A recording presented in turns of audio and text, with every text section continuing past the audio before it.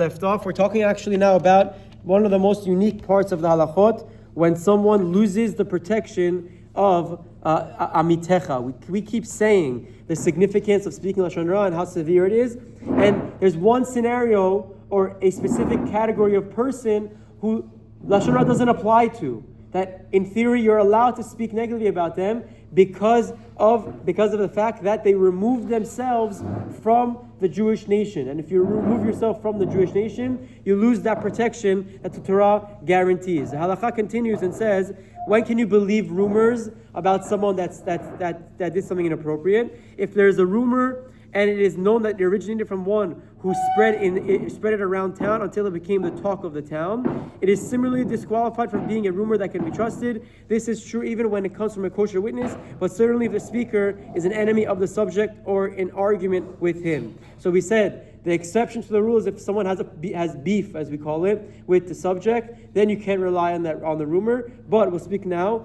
Once a person is already an established rasha, mumar le'te'avon, he's established, he's not ashamed, he's not embarrassed of what he does, he goes against the Torah in spite or even out of temptation, due to the fact that he has committed severe averot that are well known to all to be asur, such as being immoral, doing inappropriate things with different men and women, and therefore he no longer has the Amitecha status, he loses the right of Amitecha.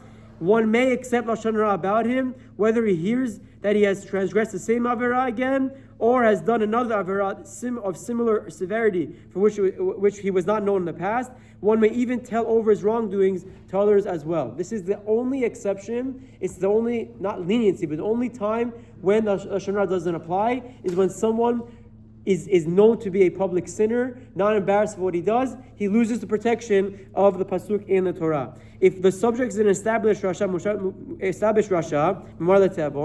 perhaps one may even accept Rechilut regarding him, just as one is permitted to accept Lashon Hara about him as well. Again, we spoke about Rechilut and Lashon Hara. Rechilut is when it's about is peddling. This person said this about you, not just generic speaking negative about him. That's a discussion. The above rule applies to accepting Lashon Hara based on rumors. However, regarding financial obligations or any monetary dispute between the subject and others, one may not take any action against him or withhold money owed to him based on a rumor.